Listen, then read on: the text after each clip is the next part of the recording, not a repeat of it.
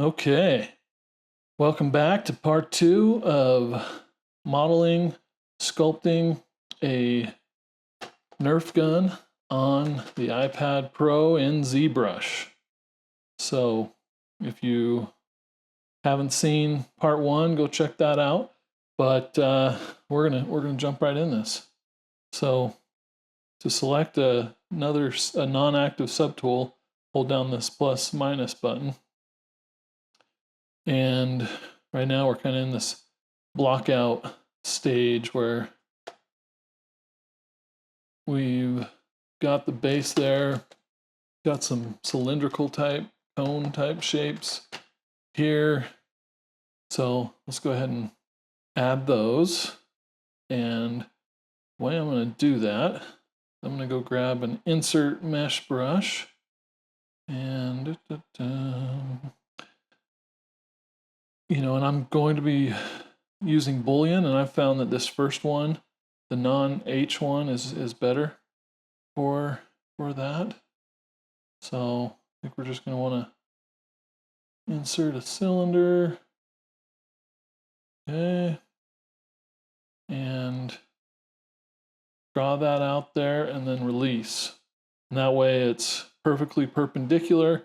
You know, it's going in the wrong direction at this point, but that's fine. We've got mirror on, or at least we did. Yeah. Okay, it just wasn't showing, but it obviously was on. And then what I want to do is grab our rotate tool, our little 3D gizmo, and make sure I'm snapped. So, well, it doesn't really matter. I want to grab this green ring here. And then one of these is going to snap it, I believe. Shift, yeah, hold down that top one until we get 90 degrees. Okay, so I had 85. I had to move 5 more. Okay. And kind of at an angle here, so we'll rotate it where we want it. Again, hold down that top one, which is the shift button. Reactivate that. What's my brightness at? Yeah, pretty bright. Okay, and let's look at the size. Feels like probably needs to come down a little bit, but let's get it into position to get a fill. It's going to be right in line with that other shape there, the cube type shape. Now, I had a setting that I turned on where it wouldn't release when I clicked outside of the screen. It would keep this active. It's obviously been disabled. Maybe I disabled it for some reason, so you'll find I keep going back. I move. I have to click that. So let's just go find that. If I'm having a problem with it, obviously someone else might as well. So Gizmo 3D, not there. An input. If you see it, let me know, right? Allow.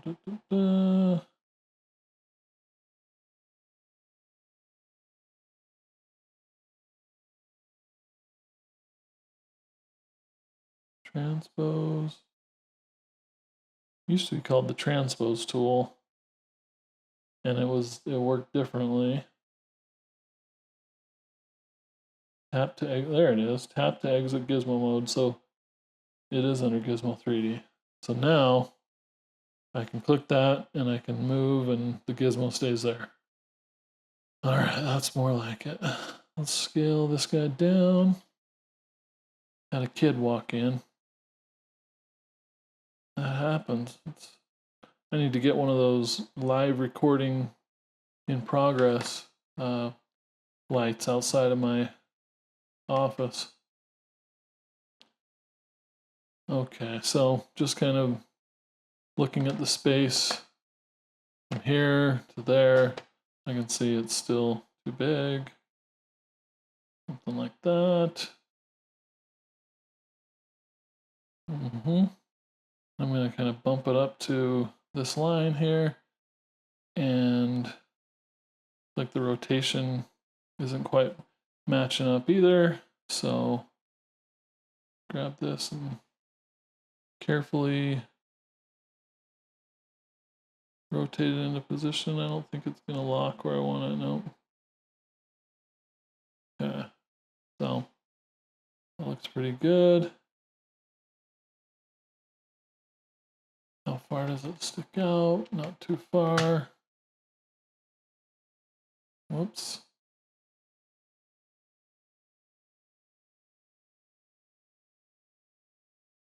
So it's not sticking out so far. Maybe I too small now. But like I said in part 1 on the outset, we're not necessarily going to model this perfectly. Okay, so it's too long. And at this point, I don't want to bother with rescaling it. I'm actually going to use a new tool that we haven't used yet. So we'll go back in here.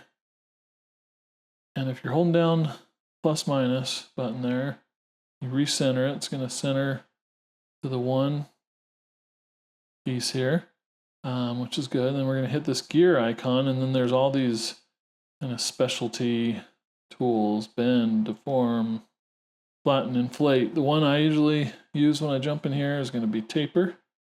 I find that to be pretty handy because actually this kind of tapers down a little bit. So you want to grab these little arrows and move them around, and depending on which direction they go, they do different things. So let's just see here. So this is, let's see, let's solo this. Oh, and I'm living dangerous here because I haven't separated this subtool. So could mess myself up. This is still masked, so we're okay. Let's see how it has this bow to it. This white one here controls the bow. So if you get it to 0, it'll be straight. And that's what I'm looking for. Then you hit the gear again, hit accept, and then it flattens that little transform, and now you're good. And next thing we want to do is just cut that off, as you can see here. Gotta cut that bad boy off. Let's go to my knife tool. I'm just going to use knife curve, and I'm going to, go ahead and say okay so that I know every time that it's done it right. Select both of these buttons here. Just draw down my curve, and it's going to slice where the shadow is. So it's going the wrong way. So I'm just going to back out of that and try it from the bottom, and it's not quite where I want it, so I can release and click that button to the right over here. That gives me the ability to move it, and then boom, sliced it off. Okay, so we got that piece, and yes, 100%. This is faster in other programs on the desktop, but for the iPad, this is pretty fast. And the more practice you get, like anything, quicker it is. So we want to split this out so we, can use them independently. So I'm going to split the unmasked pieces. Now they're both separate subtools. You could name these. If I end up getting too many, I sometimes will do that. It's good practice. Now we've got a little piece that kind of protrudes right here, and it's probably too early to do it, but you know me, or maybe you don't. Yeah, you don't that well. But I'm gonna go ahead and do it now. How about that? There's obviously different ways one could do this. You could duplicate this and make it bigger and chop off the back to try to extract the piece out of there. I think I'm gonna do the duplicate method. So just duplicate that subtool, grab my knife again, slice up, and it snaps to 45-degree angles there. And if you accidentally get this green mode, tap this icon again, hold down shift to snap, scroll over to there, and then we want to slice it right in line with that.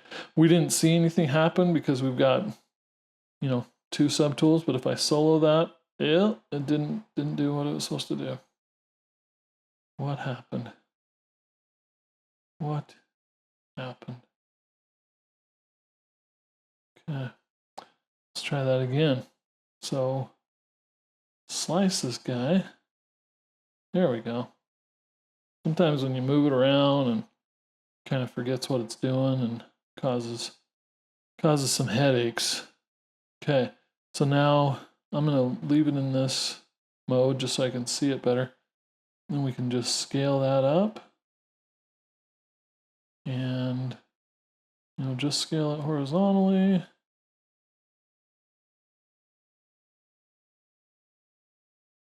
That's feeling pretty good, maybe a touch more. Yeah. Oh, we're in business. Looking good. All right, folks, we're done. Not quite, right? Okay, I'm just gonna keep on blocking this boy out. Next thing is this R2D2 shape going on there.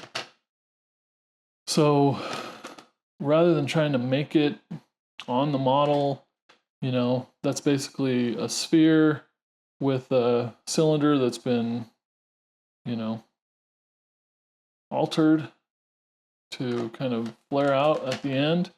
So rather than trying to get that exactly right on top of it, it's a good practice to just get away from it, a different part of your canvas here, and do it that way. So we're gonna append a sphere to start out, okay, and give us a new subtool of a sphere. See, I'm scaling and I have the wrong tool selected, so that's bad. Undo that. We got to make sure we're on our sphere. Okay. Still have all of our pieces, or did I do something wrong? Yeah, see how that piece that I was just working on disappeared? So we got to undo out of here. Hopefully we can. Nope. Some of these things are destructive and you can't get out of it. Well, this should be piece. Okay, no, that was the problem. I accidentally undid my scaling, but I had already scaled it. So there we go. So we got to scale this back up. Thankfully, it's still in the same spot, so not too big of a deal. But for a minute, I thought I had written over it with bringing in that sphere. But if you use append, it doesn't do that.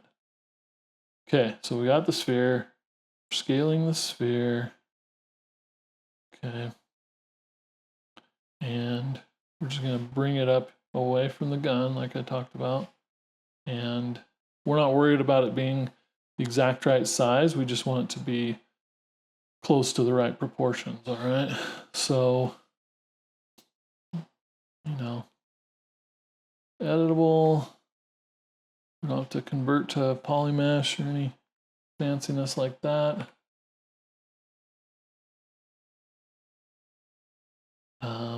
So we're going to use our knife again, chop off part of this sphere. Okay. And then we're going to bring in another cylinder. And you could decide how you want to do that. Just because I want it to, well, it's centered, everything's centered, so we're good. So we'll just bring it in this way. And cylinder, it's too big. We got to select the cylinder, grab our 3D gizmo, scale it down. Hopefully as I get warmed up, I'll be quicker, and we're repeating some of the same things, so I don't need to necessarily talk and describe everything I'm doing every second. It should just kind of be something you're picking up, I would think. Okay, so we've got that. I could scale it, but then I'm going to have to keep, scale it vertically, but then I'm going to have to keep moving it. So rather than scaling, I'm going to use my mask, hold this down, draw a mask around the bottom here, and we want to tap to invert it. We could, tap on the model to kind of blur it so it distributes it a little bit more. Not important, but could be for some things you're doing. Then bring this down a little bit, not 100% sure once I flare it what's going to look right, but we'll call that good. Let's see how it distorted. Yeah, because I used the soft mask, it distributed it pretty good. So good on you. All right, so back to our shear or our taper tool here. We're going to grab this, and you see it's flaring out. It's doing a rounded thing, which could be exactly what you're looking for sometimes, but for this, we're not. So we're going to grab this white arrow and flatten it out till it says 0, and then it's straight. Okay, hit the gear, accept that bad boy, and we've essentially got the shape we're looking for, at least for the blockout stage. Now, there's an argument that, maybe it would be a good idea to add some of this detail at the same time, because it's all centered and in a good place, but nah. I don't think I'm going to do that. I'm going to merge these two pieces together. Yep. So now it's one piece moving in harmony for all humanity. I'm going to scale that bad boy down. Okay. And, rather than over here, I mirrored it. But this, if you think about a real gun, that would be, what's the correct term there? Like it's not the barrel. This is the barrel. That's the part that holds the bullets. I forget what it's called for the revolver, the revolving piece, and it's just one piece. So we're going to leave it as one piece and not try to mirror it. Rotate it where we want it. Let's try scaling it down a little bit. Bring it, you can see it goes to the edge of here. It's pretty close to the right size. Well, is it poking? It should be poking through the same on both sides.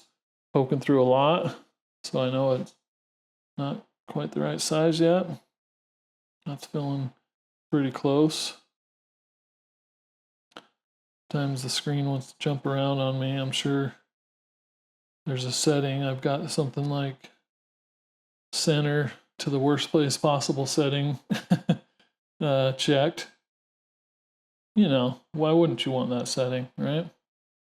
Okay, and it's been kind of rotated or chopped off at the top.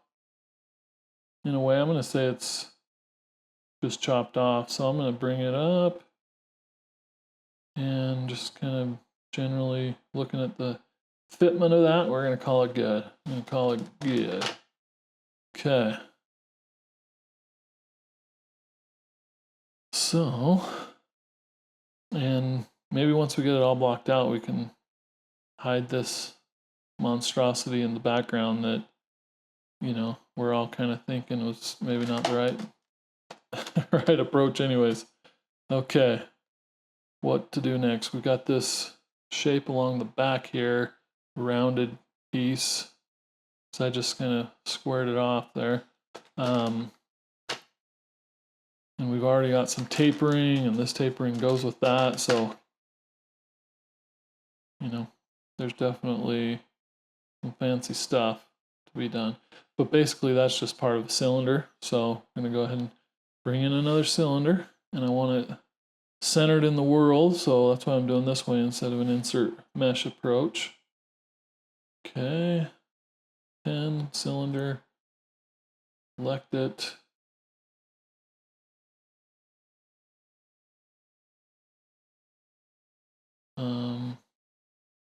Grab the 3D gizmo, scale it down a little bit.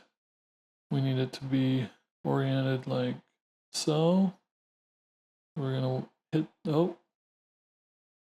90 degrees. And staying in this orthographic mode, I want it the same thickness as this barrel. So we'll just use this. And it's not 100%, but it's close. Okay. And close, a lot of times, is good enough. So you can see, based on as I'm laying things in, I can see my reference was not the right proportions exactly. So surprise, surprise, right? That's fine. Let's get that in a decent place. We'll call that pretty good. And then I want to chop it off, and I think I want to chop it off in line with that line there. See, the knife tool is our friend when it comes to this kind of stuff. Now, the question is,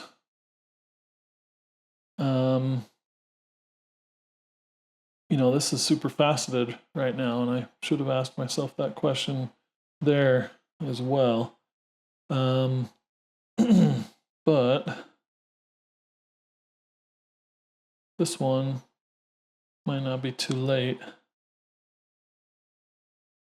So the initialize option is gone because we transformed it, and that's fine. Because maybe I would have added more pieces there, but since that's no longer an option, let's just go to Tool, Geometry, and we want to subdivide that, and it's going to get a little sloppy, but we're still going to do it. See how it starts to, it's kind of changed the size of it a little bit and made it soft towards the edges, which might be what you want, but it's not what I want at this juncture. So I'm going to make it bigger, and then we're going to use our knife tool once again to make sure we're in symmetry to clean up those edges there. And it doesn't like that because there's multiple levels of subdivision on there. We got to go to geometry, delete the lower. Now let's try that again. Okay, it's not in the right spot, so I'm going to slide it over, but it moved. You know,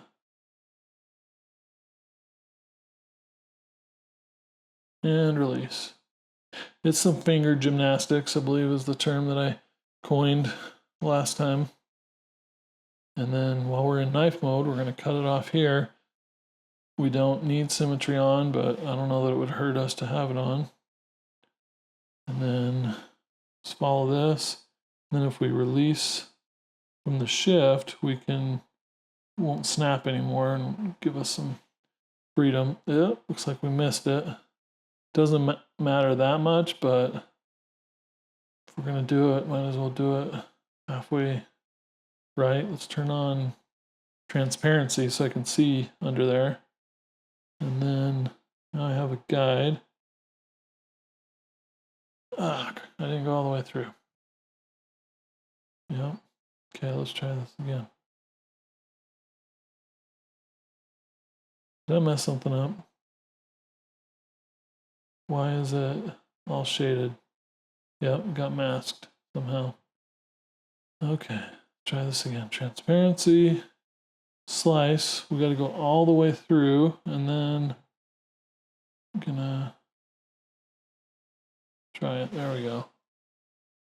That's filling pretty good. Turn off transparency.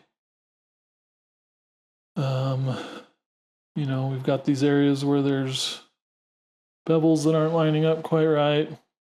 We can do some stuff, you know, with booleans later. Fix some of that if we want. So lots of options. We'll make it work. Okay. So at this point, since we've established that this guy is pretty much worthless in the background, now maybe it just gave me some confidence to make marks on the page and get going, but we're gonna hide it. So, hurrah, that's definitely a step in the right direction. Right? Okay. So now I'm looking at this. Got to get this handle back up in here. And the handle is very organic, so there will probably be, you know, some actual sculpting really happening there. But initially, it's basically a cube, so that's what we're gonna add. So using the append, we're gonna add a cube. And we're gonna select the cube. Got our 3D gizmo. Gonna squash it, get it to about the same width. Maybe, yeah, just pretty close to the same width as the body of the gun. The Nerf gun. So we're not trying to teach people how to make real guns, right? We don't have the legal help for that. That would be required. Yeah, it's definitely way too big at the moment, comparing it to the size of everything else. Okay. A little longer, maybe. Yeah, that's good. Okay, and now that this is still basically just a cube, I'm going to turn off my floor too. That's bugging me. Okay, good. We're just going to duplicate that for the trigger assembly area, trigger guard. So duplicate that bad boy, drag it over, rotate it, and if I was holding the gun straight, this is going to be fairly level. All right, it's going to be quite a bit thinner. Okay.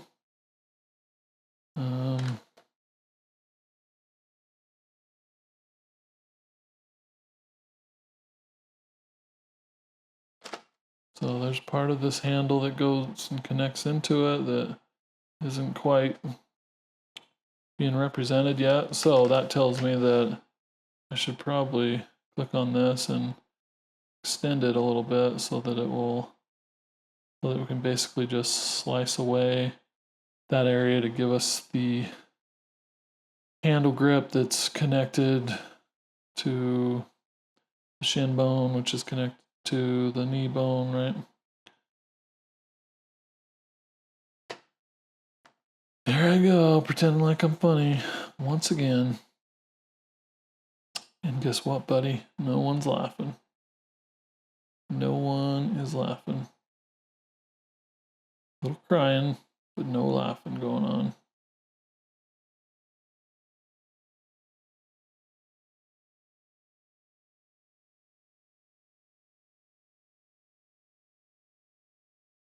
So somewhere in there, and then we've got one more little cube type piece that goes in front of that. So we'll go ahead and duplicate this again. It's getting to the point where maybe if you're a smart person, you would consider naming layers.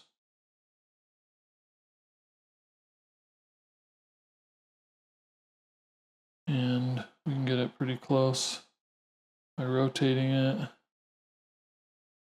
I rotated too far. And actually, should just be a little rotate.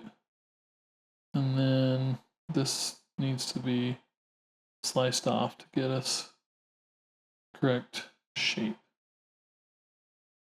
So use our slice tool.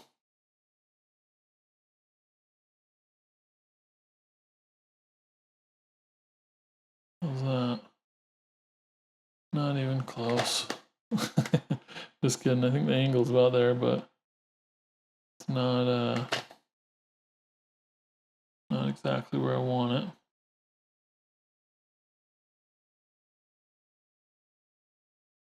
it. Okay. Okay, so we are dangerously close to being done with blocking this guy out. Well, that's exciting, right? What else we got? We got this guy up at the top, the attachment piece. We got this little thing. We've got the hammer, the trigger. These are all things that we'll be wanting to block out here soon. So let's use this since it's the trigger guard is kind of, in the right position to use for the rail piece at the top or whatever they call that. Okay.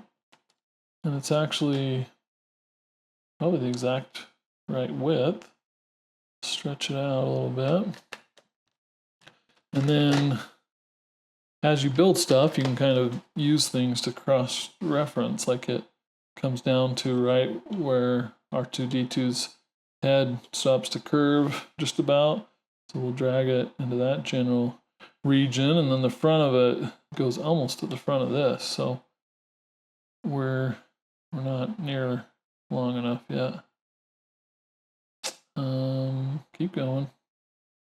This is where we ask ourselves, how's our proportions, right?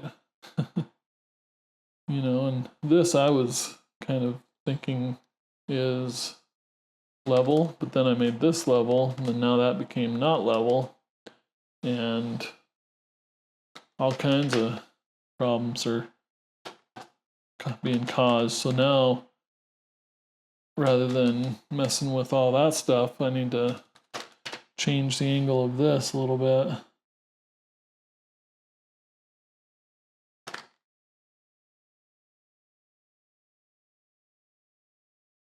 Yeah, that's feeling better. And then, because that's not the angle, this should be a little bit of an angle. This should be a bit of more of an angle. All right, we're getting close enough.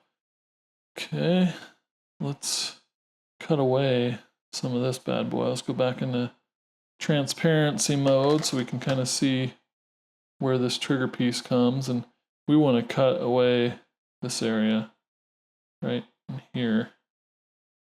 Go away, Siri. Go away, Siri. Okay. So kind of cut that out, and then you can use knife, and I like to keep my computer monitor on because it keeps the lighting more consistent. Okay, so we're on our curve again. We're going to start it from this general region, and then we're going to tap the plus to start making a curve down.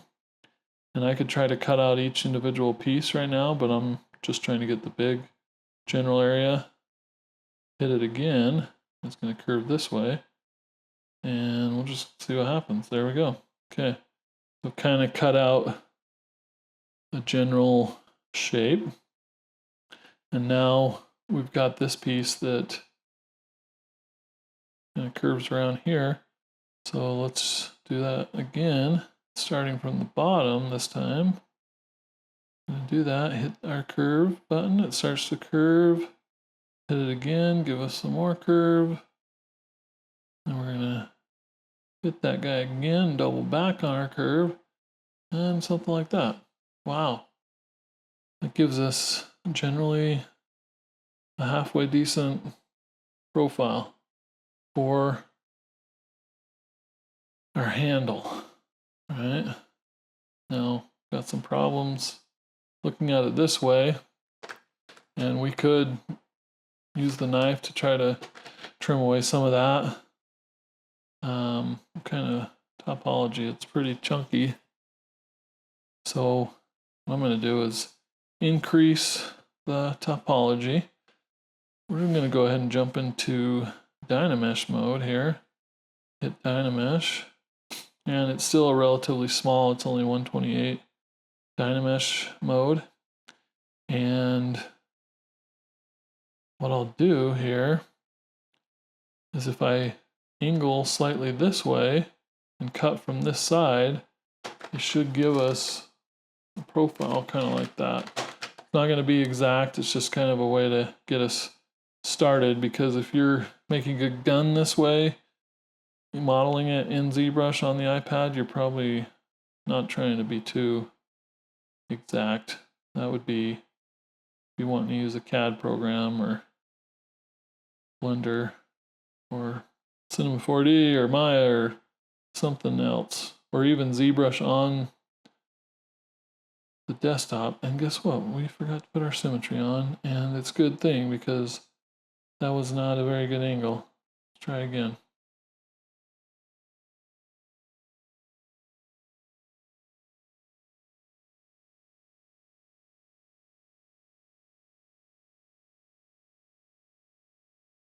All right. That's generally not horrible. Okay. So that just got us started with what will ultimately be something we're going to sculpt on. And I, would use the trim dynamic brush down there.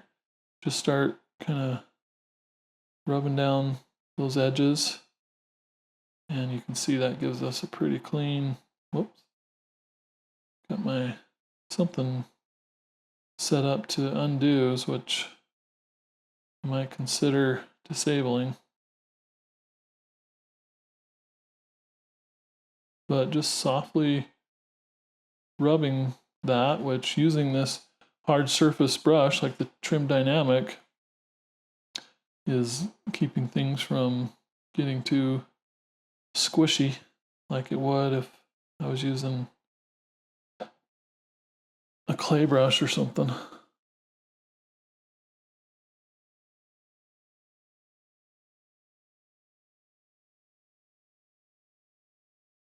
So who knew? We're already getting into some sculpting on the actual gun. This is exciting. Part 2, and we're already sculpting. Hopefully we'll be able to nail this down. Yeah, not in the next part. Certainly part 4 would be, I would imagine, pretty close to finished.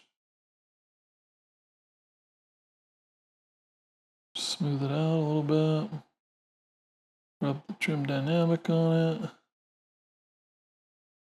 And it helps to have this real life version of this gun so I can look at it. Normally I would be looking at a photo and maybe multiple photos from different angles, and that would get me close, but this definitely helps, especially for something that is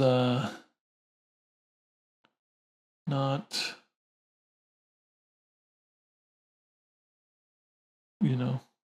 pixel perfect CAD model.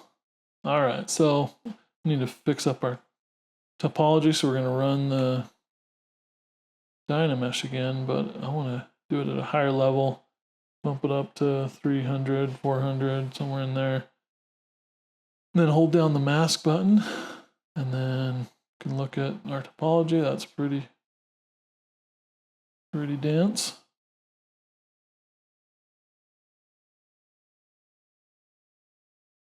Then just trying to sculpt in the general line of the handle first before I do the individual finger grip lines.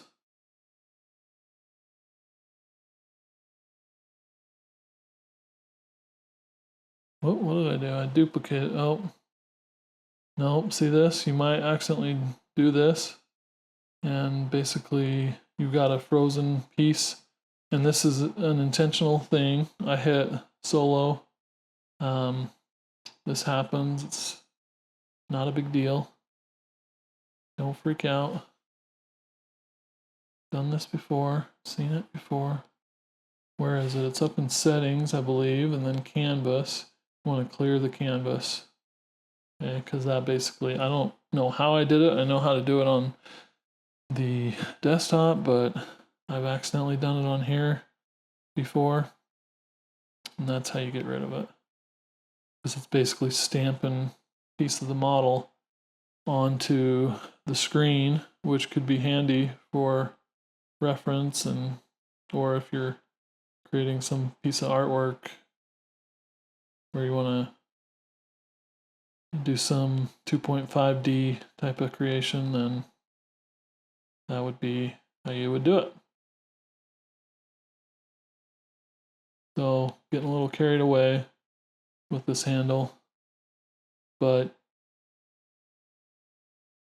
it's fun. And after some non-sculpting in ZBrush, it's fun to get back to sculpting. Okay, and so now we could kind of carve in the trim dynamic. I think will work, maybe not. Yep. And carve away some areas that feel like they're wrapping around, like the finger grips.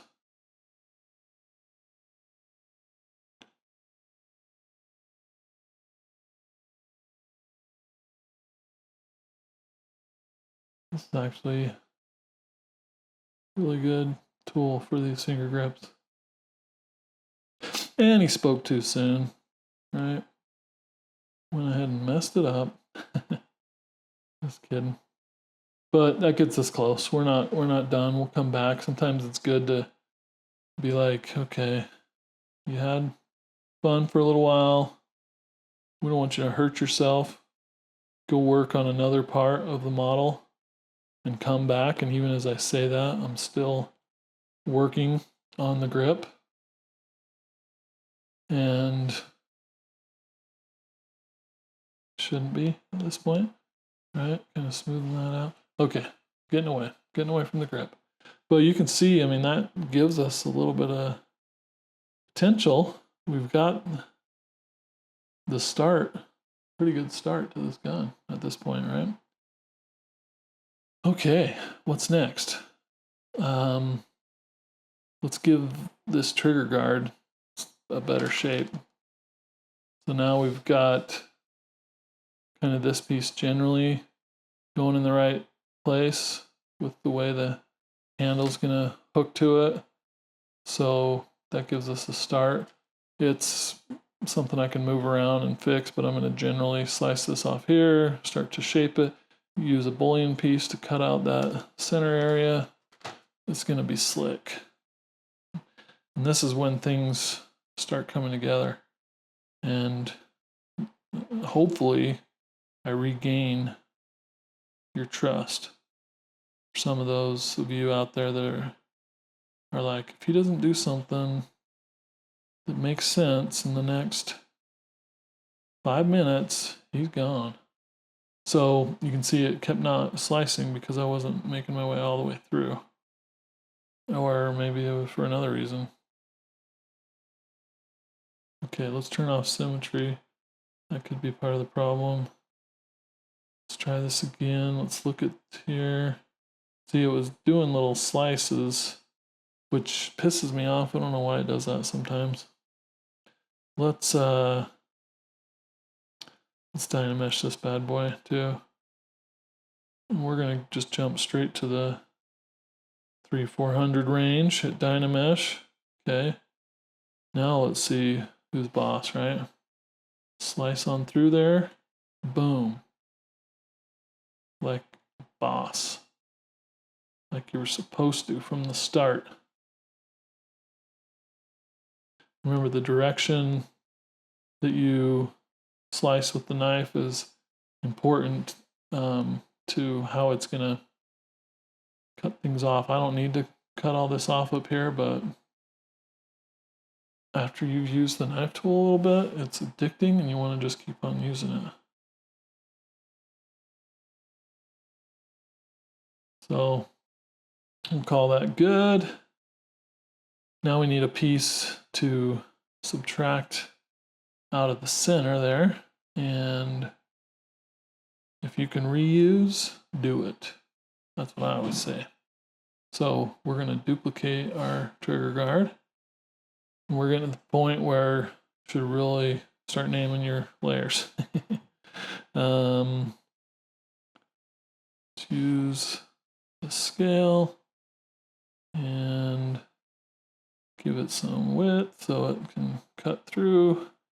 We're gonna do that kind of number, give it some width again. And already we're like 95% of the way there to the piece that we want to be able to subtract.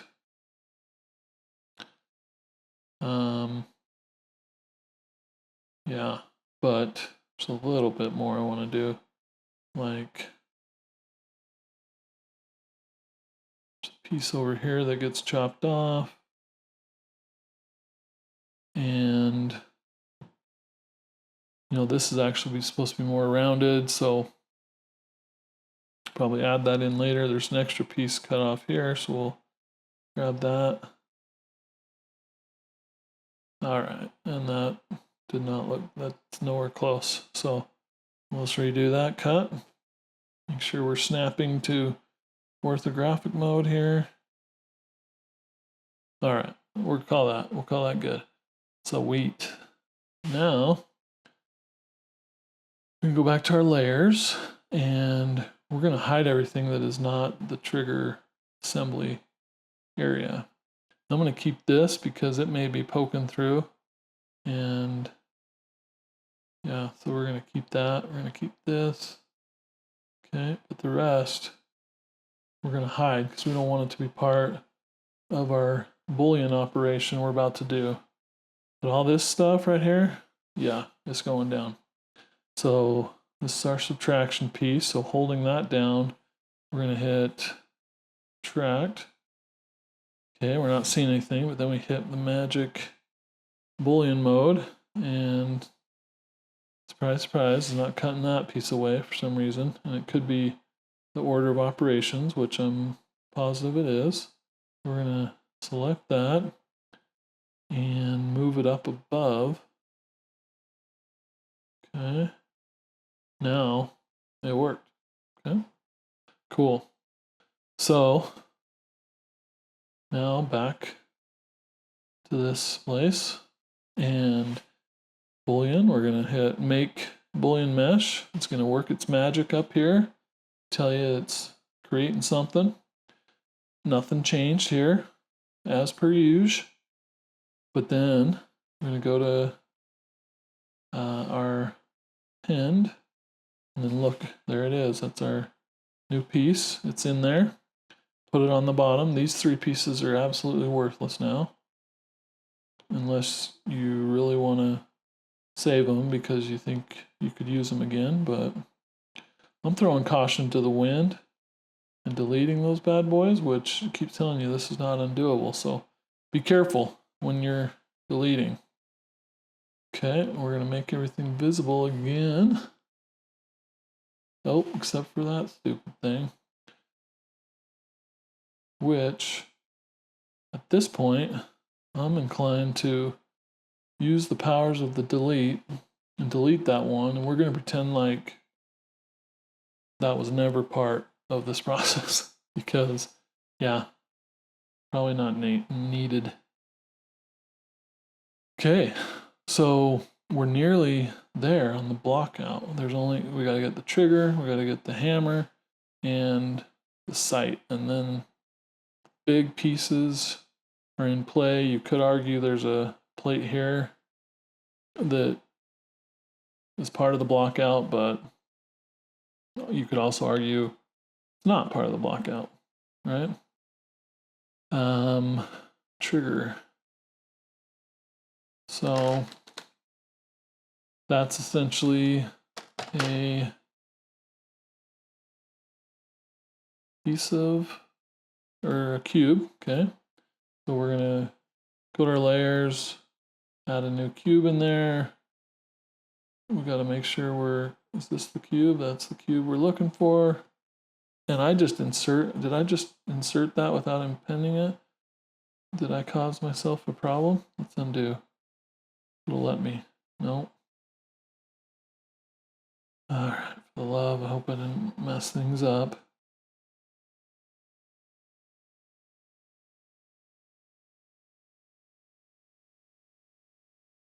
Is there anything missing? I don't think so.